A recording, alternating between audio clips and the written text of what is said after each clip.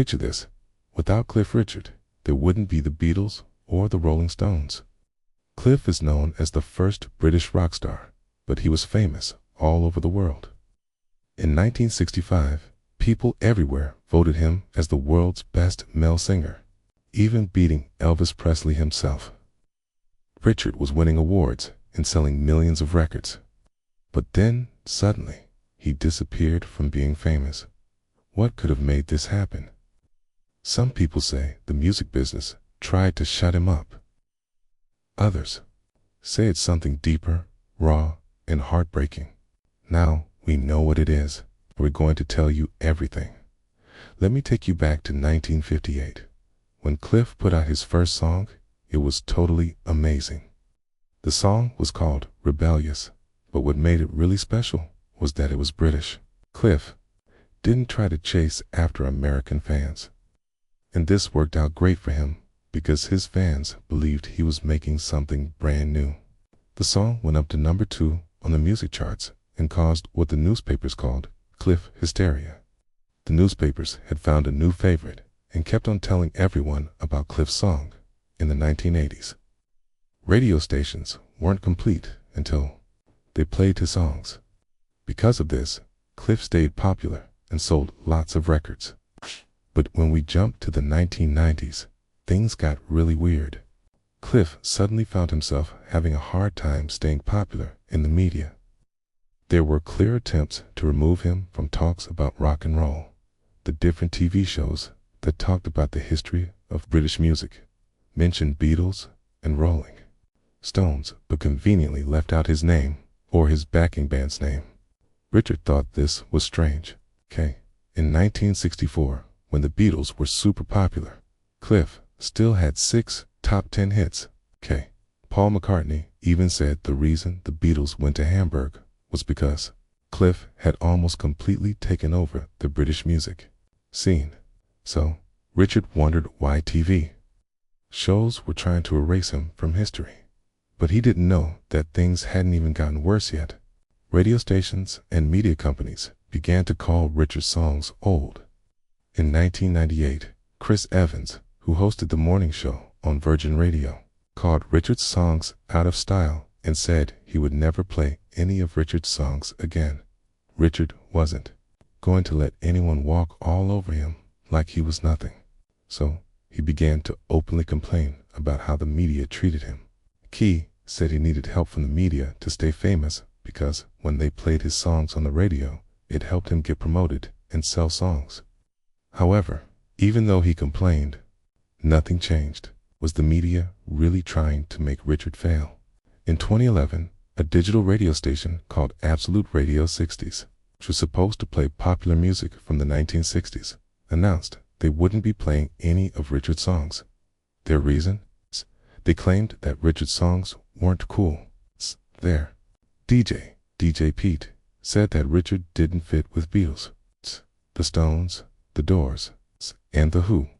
It was Cliff who proved to other rock and rollers that it was cool to sound British in their songs. He helped British rock and roll singers create their own style, and this was what he got back. Richard defended himself by saying that anyone who didn't admit his impact on British history or said his songs weren't cool were just lying to themselves and everyone else. It wasn't only Richard who defended himself. He got support from people like author and rock music critic Tony Parsons. According to Tony, no real pop music fan wouldn't like Cliff Richard. Sting also defended Richard and called him one of Britain's best technical and emotional singers.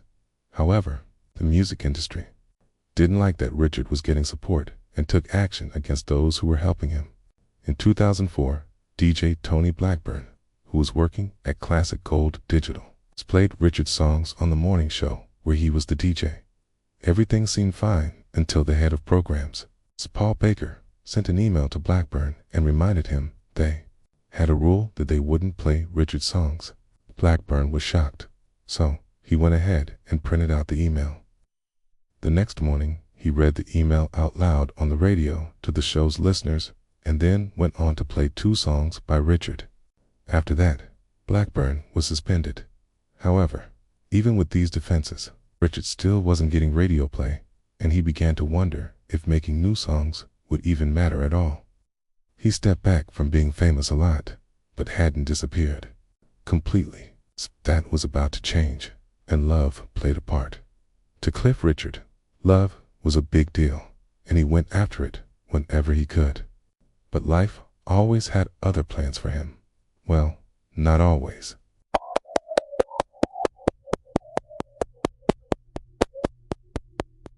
Most times, Richard was the one with other plans for himself.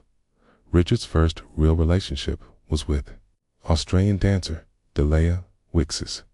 Everything seemed fine between them, and the two had been dating for 18 months. However, Richard faced pressure from both his growing career and his family. His father died in 1961, which really affected him. The two of them had gotten really close before Richard became famous. Richard wanted his father to see his career grow, but this was no longer possible. Unfortunately, this wouldn't be the only painful loss he would face. Kara's death, taking care of the family, became his job. Richard felt like he had to make a choice between completely focusing on his career so he could provide for his family, or manage his career, provide for his family, and be with Delia. Richard believed he couldn't do all three and wrote to Delia that he could not give up his career or his family for her. He did what he believed was best and broke up with her. Kayla was heartbroken, but at least Richard didn't string her along. He truly believed that Delia was going to find someone who was crazy about her. Could it be that he didn't like her enough? After his breakup with Delia, Richard dated the actress Una Stubbs, but the two didn't last very long. But then he got into a relationship with the dancer Jackie Irving. It's like Richard has a thing for dancers, doesn't it? Richard found Jackie extremely beautiful, and the two of them were always together. Too many people, it looked like Richard was eventually going to get married, and he thought so, too. He even wanted to propose to her, but ultimately their relationship ended, and Jackie got married to Adam Faith. Still, Richard continued to try romantic relationships with women, despite it seeming that he was only capable of loving his career. In 1982, he met former French Open tennis champion and Wimbledon semi-finalist Sue Barker, and they hit it off. Richard flew to watch her play, and their relationship got the media's attention when the two were later photographed cuddling and holding hands at Wimbledon in early 1983. Richard was already thinking of marrying Sue, but later in the year he changed his mind. It wasn't a strange thing from Richard, and with how his past relationships had gone, it was expected.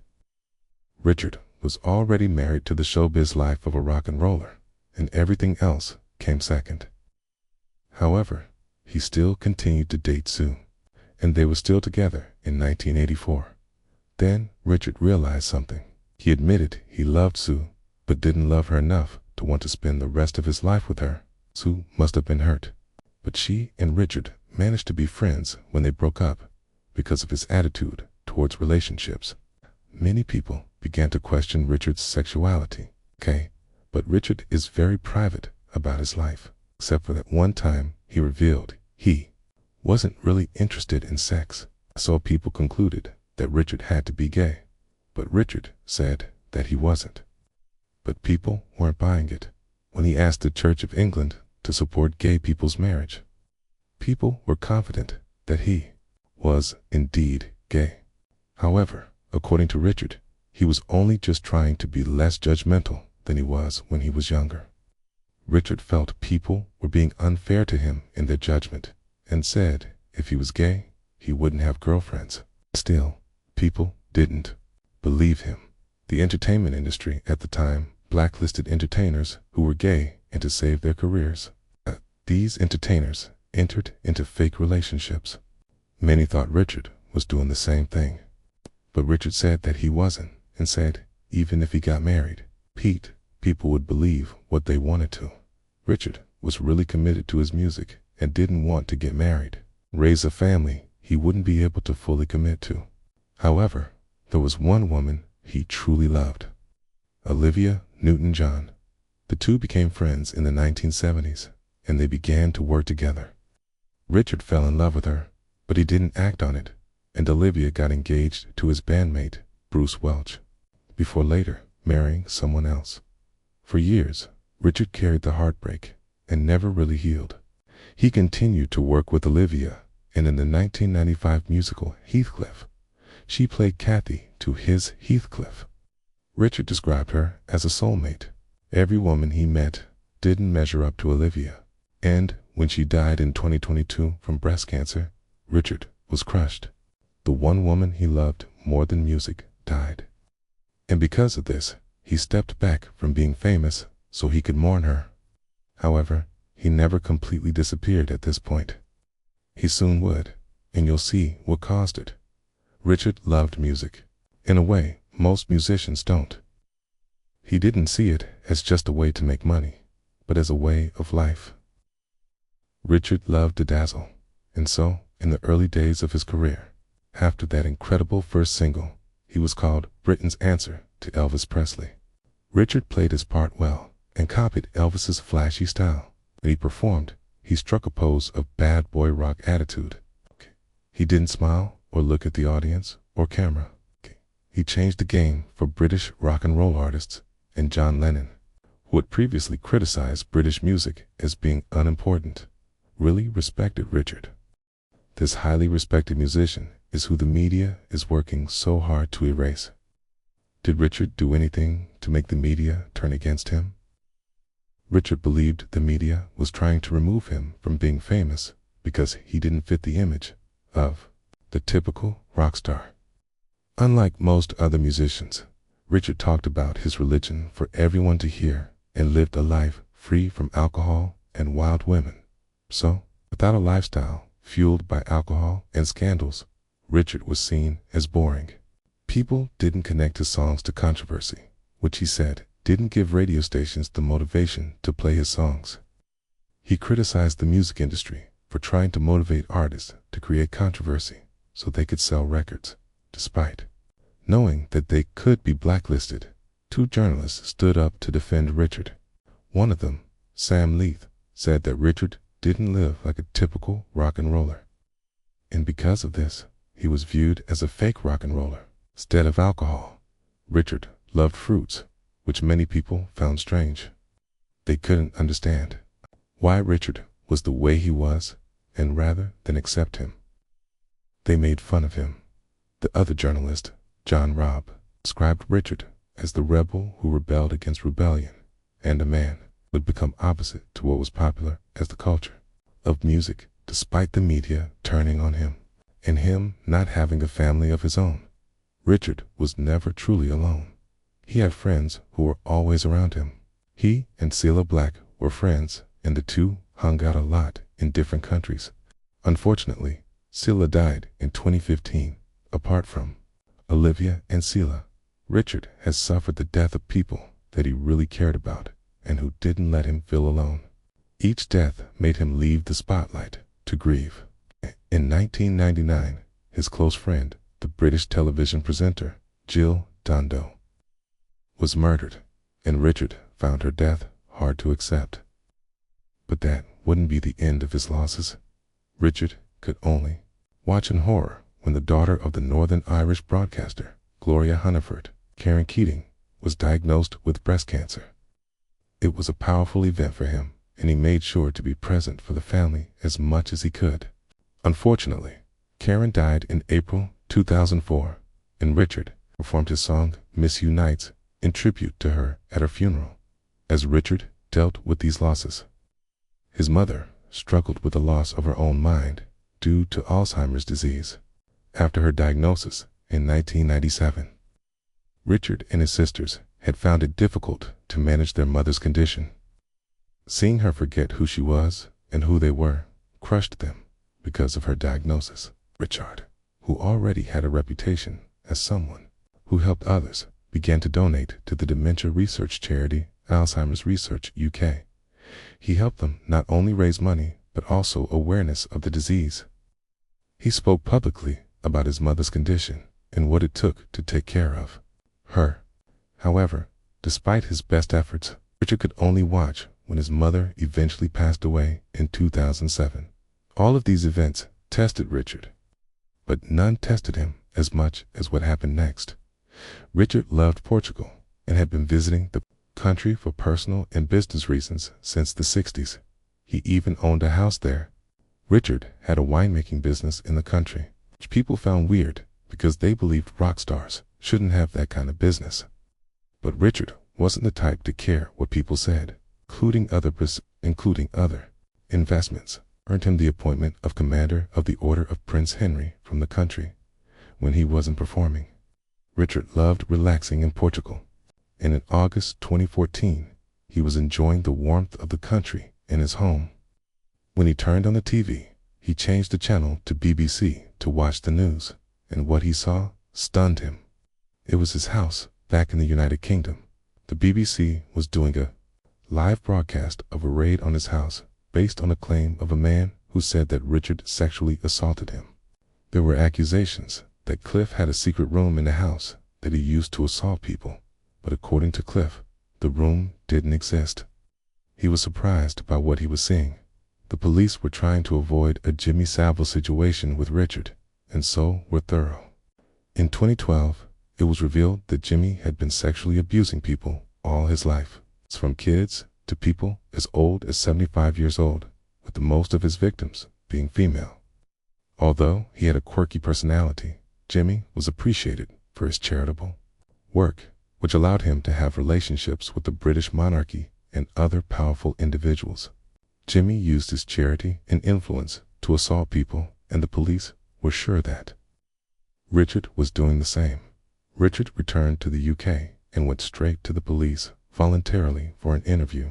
He denied the accusations, but he said he had witnesses who could provide an alibi, but the police didn't believe him. People also didn't. Already the media made him look like he didn't belong, and people thought he was gay. So, in the eyes of the public, Richard was a weird guy who could do anything he was accused of.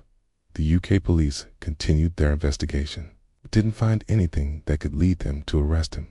It looked like what they did was deliberate, and that they wanted to completely ruin Richard's reputation to the point he wouldn't be able to release music without being seen as a sexual abuser. However, Richard had people who supported him. The former director of public prosecutions, Lord MacDonald of Riverglaven QC, criticized the police force for their approach to the case, and BBC caught a lot of heat for their coverage of the search. As it turned out, it was the police that leaked the search to the BBC so they could cover it. Richard couldn't go anywhere without bringing negative attention, and because of this, he canceled a visit to the United States to watch the US Open Tennis Championships. The same reason also motivated him not to visit the Canterbury Cathedral. The incident shook Richard. He lost weight, developed shingles, and slipped into depression. Nothing mattered to him anymore other than to just clear his name, but the police were determined for him not to be able to do that. David Crompton, a chief constable, kept talking to the BBC. However, after seeing that there was nothing on Richard, Crompton publicly apologized to Richard. But that apology didn't do anything for Richard's reputation. Then things got worse. A man called Richard and threatened to spread false stories about him. Richard had two choices.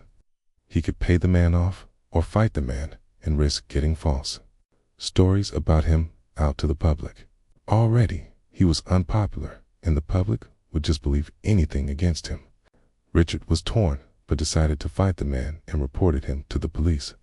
But despite that arrest, the police doubled down on him.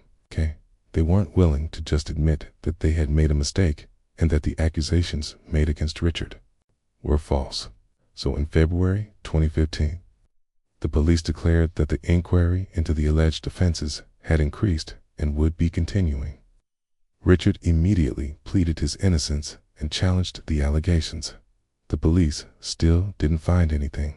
A review of their actions showed that the police had broken their own rules. Eventually, on the 16th of June, 2016, the police dropped the charges against Richard. Finally, he was free, but he didn't truly feel relief.